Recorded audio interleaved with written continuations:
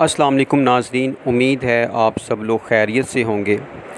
आज मैं तारिक मसूद साहब के बयान पर बात करना चाहूँगा जो उन्होंने अभी हाल ही में कुरान पाक से मुतालिक बयान दिया है और आप सल्लल्लाहु अलैहि वसल्लम के मुतालिक भी उन्होंने कुछ गुफ्तगू की है। मैं पहले सारी बातें करने से पहले एक बात तो मैं तारिक मसूद साहब के मुतालिक कहना चाहूँगा जो मेरा गुमान है और गालिब गुमान है कि वो एक पक्के सच्चे मुसलमान हैं। इसमें कोई शक वाली बात नहीं है। हमारा बिल्कुल इस बात पर पुख्ता यकीन है कि वो एक पक्के सच्चे मुसलमान हैं। बस वो अपने आप को जाने अनजाने में इस कदर परफेक्ट समझ बैठे कि उन्होंने इस तरह की बातें कर दी जो कि बाकी मुसलमानों के लिए एक बड़ी तकलीफ़ का बाइस बनी। बड़ा दुख हुआ, इसलिए दुख हुआ कि हम कुरान पाक पर फ़ख्र करते हैं, हम कुरान पाक से मोहब्बत रखते हैं। तारिक मसूद साहब भी मोहब्बत रखते हैं, मैं उनकी ये नहीं कहूँगा कि वो मोहब्बत नहीं रखते, वो भी रखते हैं, हम भी मोहब्बत रखते हैं। तो कुरान पाक जो है वो हमारा फ़ख्र है। हम गैर मुस्लिम्स के सामने बड़े फ़ख्र से ये बताते हैं कि हमारे पास एक ऐसी किताब मौजूद है अल्लाह ताला की तरफ से उतारी हुई जिसकी अंदर कोई गलती नहीं है, जिसके अंदर आज तक कोई तब्दीली नहीं हुई, जो महफूज है, जिसकी हिफाजत अल्लाह ख़ुद करता है, तो जिसकी हिफाजत अल्लाह की ज़िम्मे है। तो ऐसी किताब का हम गैर मुस्लिम्स के सामने बड़े फ़ख्र से दावा करते हैं, क्लेम करते हैं। जब हमारे मुसलमानों में से ही कोई बंदा उस किताब से मुतालिक कोई गैर मुनासिब अल्फाज बोल दे तो फिर वो एक तकलीफ़ का बाइस बनते हैं, उससे तकलीफ़ होती है, दुख होता है कि यार, और फिर वो एक आलिम दीन भी हो। तो तारिक मसूद साहब से पहले भी मोहब्बत थी, अब भी मोहब्बत है। इनके ईमान पर कोई शक नहीं, इनकी सच्चाई पर कोई शक नहीं है, बड़े अच्छे बंदे हैं। अल्लाह ताला उनको अपनी हिफाजत में रखे। मेरा गालिब गुमान है कि उनसे बिल्कुल ये जाने अनजाने में अल्फाज निकले हैं। बाज़ औक़ात इंसान कहना कुछ चाह रहा होता है और मुँह से अल्फाज कुछ निकल जाते हैं। तो मेरा गालिब गुमान है कि इसी तरह कुछ तारिक मसूद साहब के साथ हुआ है कि वो कुछ कहना चाह रहे थे और उनके मुंह से कुछ अल्फाज निकल गए, जिसकी वजह से ये सारा जो है मामला हुआ है। तो उम्मीद है कि तारिक साहब इसको बड़े अच्छे एहसन तरीके से अपनी इस गलती पर रजू करेंगे, अल्लाह ताला से भी माफ़ी मांगेंगे और मुसलमानों के सामने भी एक अपना अच्छा मौक़िफ़ पेश करेंगे जिससे मुसलमानों की दिलजोई हो। तो क्योंकि मैं तारिक मसूद साहब से भी ये बात कहना चाहूँगा और अपने बाकी मुसलमानों से भी ये बात कहना चाहूँगा कि कुरान पाक उस ज़ात ने बनाया है जिसकी बनाई हुई एक छोटी से छोटी चीज़ को आप उठाकर देखें, जिस तरह कि आप मक्खी को उठाकर देखें, उस मक्खी के अंदर आपको इतनी परफेक्शन नज़र आएगी, उसके परों के साइज़ में, उसकी बनावट में, उसके ढांचे में, वो इतनी परफेक्शन है उसके अंदर कि वो ईज़िली उड़ती है हवा के अंदर। कोई उसके अंदर टेक्निकल फ़ॉल्ट उसके अंदर कभी पैदा नहीं हुआ कि जी उसका एक पर काम करना छोड़ गया तो एक पर काम कर रहा है, वो उड़ नहीं पा रही है। कभी आपने किसी मक्खी को बीमार पड़े हुए नहीं देखा होगा कि जी वो पड़ी है जो उसे उड़ा नहीं जा रहा है। इतनी परफेक्शन उसके अंदर अल्लाह ताला ने रखी है कि वो ईज़िली अपने दो मामूली परों के साथ जो है वो उड़ती है। तो जो ज़ात एक मक्खी को इतने परफेक्ट अंदाज़ में बनाने पर कादिर है, जो ज़ात कहती है कुरान पाक में, जिसका मफ़हूम ये है, जिसका मतलब ये है कि वो अल्लाह ताला कहता है कि आप देखो, आसमानों को देखो, कि आप इसके अंदर कोई गलती तलाश करो।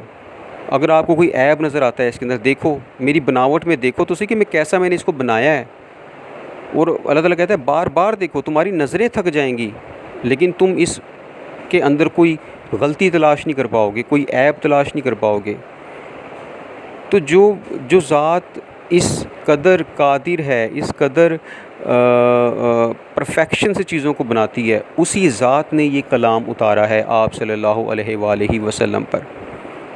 तो क्या वो ज़ात इस चीज़ से गाफिल हो जाएगी कि जो आगे लिखने वाला बैठा है वो इसके अंदर नाउज़ बिल्ला कुछ उसको लिखने में कुछ वो कोताही कर दे? नाउज़ बिल्ला, सवाल ही पैदा नहीं होता। तो दूसरे नंबर पे एक मिसाल देना चाहूँगा कि देखें, हम जो रोटी का निवाला मुंह में डालते हैं उससे आगे दो नालियाँ हैं, एक सांस की और एक खुराक की। हम वो निवाला चबाते हैं और चबाने के बाद उसको अंदर ले जाते हैं। अब हमें नहीं पता वो कौन सी नाली में जा रहा है वो निवाला, वो सांस की नाली में जा रहा है या वो खुराक की नाली में जा रहा है। जो ज़ात हमारे उस रोटी के निवाले को हमारी हमारी इल्म में होने के ना होने के बावजूद बिल्कुल एग्जैक्ट वो उसकी जगह पर उस नाली में दाखिल कर देती है। हालांकि हम तो अपने मुंह के अंदर मौजूद नहीं है ना, हमें नहीं पता वो निवाला सांस की नाली में भी जा सकता है। लेकिन जो ज़ात हमारे रोटी के निवाले को हमारी सांस की नाली में नहीं जाने देती, वो उसको एग्जैक्ट खुराक की नाली में ही भेजती है। वो ज़ात क्या कुरान पाक को एग्जैक्ट नहीं मतलब लिखने देगी या एग्जैक्ट फॉर्म में जब वो उतर रहा था, नाजिल हो रहा था कुरान पाक, तो उस वक़्त आप सल्लल्लाहु अलैहि वसल्लम जब सहाबा कराम कहते हैं कि जी आप इसको लिखें, तो वो लिखने वाला कुछ ना कुछ गलती कर दी। कैसे यार, कैसे इमेच्योर बयान आपने दिया है, कैसे ये हो सकता है? ये नामुमकिन है मेरे भाई कि वो ज़ात वो कलाम उतर रहा है और उतारने के बाद जो है वो उससे गाफिल हो जाएगा अल्लाह ताला कि जी आगे वो लिखने वाला कुछ भी लिख दे। ये आपसे एक गलती हो गई है जाने अनजाने में, तो मैं आपसे दरख्वास्त करूँगा कि बराह करम स्ट्रॉन्गली इस मसले के ऊपर आप जो है ना बिल्कुल एक ऐसी लोगों के सामने बयान दें जिससे लोगों की दिलजोई हो, लोगों की, क्योंकि मैं अपनी फीलिंग्स बता रहा हूँ कि मैं बहुत ज़्यादा हर्ट हुआ हूँ, बहुत ज़्यादा दिल दुखा है मेरा, क्योंकि मैं आपसे बहुत मोहब्बत रखता हूँ, आपसे बड़ी उल्फत रखता हूँ, आपके बयान बड़े तवज्जो से सुनता हूँ। तो बराह करम इसमें आप अपना एक तो अच्छे तरीके से वजाहत करें ताकि मुसलमानों की दिलजोई हो सके। आपने दिए भी हैं, मैं ये चाहूँगा कि आप मज़ीद इस पर अपने बयान, वजाहती बयान देते रहें ताकि लोगों की दिलजोई होती रहे। और एक दफ़ा मैं फिर ये कहना चाहूँगा कि मुझे तारिक साहब के सच्चाई पर, ईमान पर मुझे कोई शक नहीं है। वो एक अच्छे इंसान है, मुखलिस इंसान है मुसलमानों के साथ। अपने ईमान उनका इंशाल्लाह मुझे अल्लाह ताला की ज़ात से उम्मीद है कि बहुत अच्छा ईमान है। तो मुझे उनके ईमान पर और उनके मुसलमान होने पर कोई शक नहीं है, वो एक अच्छे मुसलमान हैं। अनफॉर्चुनेटली, बदकिस्मती से उनके मुंह से ऐसे अल्फाज अदा हुए हैं और उम्मीद करता हूं कि उन्होंने इस पर वैसे वजाहत दी भी है और इंशाअल्लाह वो आइंदा भी इस पर मज़ीद वजाहत देते रहेंगे। और थोड़ा सा मैं इन बाकी मौलवियों पर भी बोलना चाहूँगा जो उनके कत्ल के फतवे जारी कर रहे हैं कि यार आप कुछ खुदा का खौफ करें। यार वो हमारा मुसलमान भाई है, वो उसके मुंह से अगर जाने अनजाने में कोई ऐसा लफ्ज़ निकल गया है तो क्या आप उस गलती जो कि मेरा गुमान है कि वो उन्होंने जानबूझकर नहीं ऐसे अल्फाज बोले। अपने आप को मैं मदरसे के हवाले किया, कुरान की तालीम हासिल की और ये सारी उम्र उन्होंने अपने दीन इस्लाम सीखने में लगा दिया। वो बंदे के ऊपर यार हम क्वेश्चन करें कि यार ये बंदा गुस्ताख़ रसूल है नाउज़ुबिल्लाह या गुस्ताख़ कुरान है, यार ये ज़ेब नहीं देता। मैं इंसान गलती का पुतला है, किसी इंसान से भी गलती हो सकती है। जो आज एक बहुत बड़ा मुसलमान होने का दावा कर रहा है, शायद कल उसी से गलती ऐसी हो जाए कि वो कहे जी मुझसे ये काम हो गया। तो क्या तारिक मसूद साहब के पहले एक बहुत बड़े आलिम दीन नहीं है?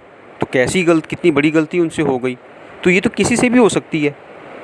तो मैं आप लोगों से कहूँगा कि आप इस मामले में दरगुज़र से काम लें। उन्होंने अपनी गलती पर रजू किया है, अल्लाह ताला से भी उन्होंने माफ़ी उम्मीद है मांगी होगी और लोगों के सामने भी उन्होंने एक वज़ाहती वीडियो जारी कर दी है।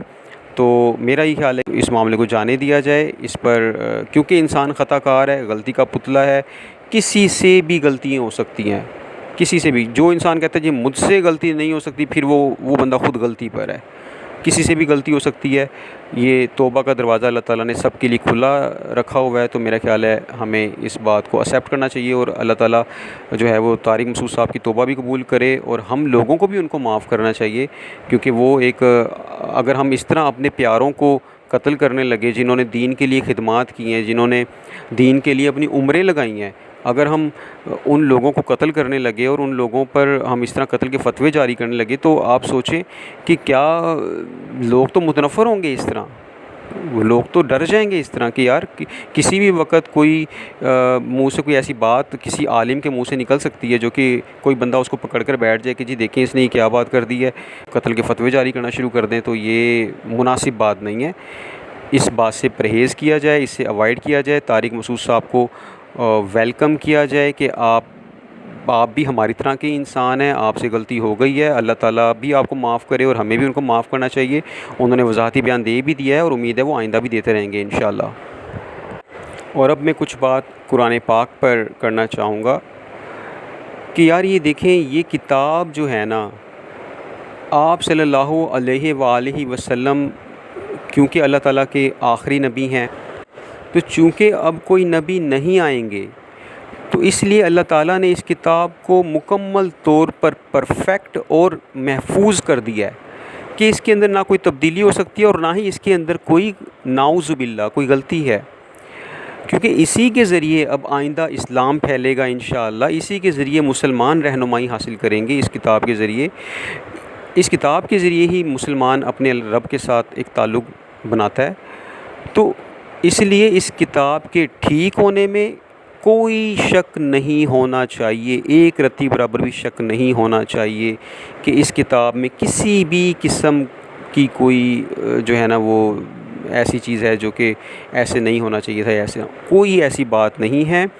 ये बिल्कुल एक परफेक्ट किताब है और बिल्कुल एक महफूज किताब है। अल्लाह ताला ने इसको महफूज कर लिया है और इसकी हिफाजत का ज़िम्मा अल्लाह के ज़िम्मे है। वो इसकी हिफाजत करता है, वो करता रहेगा इंशाअल्लाह। क्यों? क्योंकि इसी के ज़रिए तो इस्लाम फैलना है। अब हमारे पास इस्लाम फैलाने के लिए और क्या चीज़ है? अब हमारे दरमियान कोई नबी तो नहीं आएगा ना, नबी तो आखिरी नबी आ चुके हैं, आप सल्लल्लाहु अलैहि वसल्लम। तो ये किताब ही है हमारे पास, कुरान पाक ही है जिसके ज़रिए इस्लाम ने पूरी दुनिया में फैलना है, जिसके ज़रिए गैर मुस्लिम को इस्लाम के मुतालिक पता चलता है। तो इसलिए हमें इसकी सच्चाई पे कोई शक नहीं होना चाहिए, इसकी जो दुरुस्तगी है उस पर कोई शक नहीं होना चाहिए। बिल्कुल अपना ईमान रखें कि अल्हम्दुलिल्लाह ये अल्लाह ताला ने हमें एक ऐसी प्यारी और ख़ूबसूरत किताब अल्लाह ताला ने हमें अता की है कि जो हमारे लिए फ़ख्र का बाइस है। ये फ़जीलत अल्लाह ताला ने आप सल्लल्लाहु अलैहि वसल्लम को दी है कि जो बाकी नबियों अंबिया के ऊपर जो किताबें आई हैं उन किताबों में तब्दीलियाँ हुई हैं, लेकिन ये फ़जीलत आप सल्लल्लाहु अलैहि वसल्लम की है। आप सल्लल्लाहु अलैहि वसल्लम की ये शान अल्लाह ताला ने इतनी बुलंद की है कि आप सल्लल्लाहु अलैहि वसल्लम पर ये किताब, वो किताब नाजिल की है जिसमें कोई तब्दीली नहीं हो सकती, जिसमें कोई गलती नहीं है, जो बिल्कुल एक परफेक्ट किताब है, जिसकी हिफाजत का ज़िम्मा ख़ुद अल्लाह ने ले लिया है। ये आप सल्लल्लाहु अलैहि वसल्लम को अल्लाह ताला ने ये शान अता की है। तो हमें अपने दिलों को मुतमईन रखना चाहिए, इस किताब के हवाले से बिल्कुल इत्मीनान रखना चाहिए। तो उम्मीद है मैं इसके मुतालिक कुछ लोगों को मुतमईन कर पाया हूँगा। तो आखिर में फिर मैं तारिक मसूद साहब से मुतालिक कहना चाहूँगा कि लोगों को नफ़रत नहीं फैलानी चाहिए। तारिक मसूद साहब एक सच्चे मुसलमान हैं, हमारे मुसलमान भाई हैं। हमें उनके मुतालिक यही गुमान रखना चाहिए कि वो उनसे गलती हो गई है। गलती किसी भी इंसान से हो सकती है, किसी भी इंसान से हो सकती है, लेकिन अगर हम लोगों ने ये इस तरह की गलतियों के ऊपर अगर कत्ल व गारत शुरू कर दी तो फिर देखें कि हम मुसलमान अपना क्या हाल कर लेंगे। तो मेरा ख्याल है इससे अवॉइड करना चाहिए। तारिक मसूद साहब को हमें स्पेस देना चाहिए। तारिक मसूद साहब को उनकी गलती का उन्हें एहसास हो गया है, उन्होंने माफ़ी भी मांगी है और इंशाअल्लाह आइंदा भी उम्मीद करता हूँ कि वो इस पर अपनी वजाहत करते रहेंगे। तो मेरा ख्याल है इस टॉपिक को यहीं पर ख़त्म कर देना चाहिए और हमें अपने रब का शुक्र अदा करना चाहिए आप सल्लल्लाहु अलैहि वसल्लम की ज़ात के हवाले से कि उन्होंने हमें आप सल्लल्लाहु अलैहि वसल्लम का उम्मती बनाया और फिर ये किताब आप सल्लल्लाहु अलैहि वसल्लम के ज़रिए हम तक पहुँचाई। इसका हम जितना भी शुक्र अदा करें कम है। अल्लाह हाफ़िज़।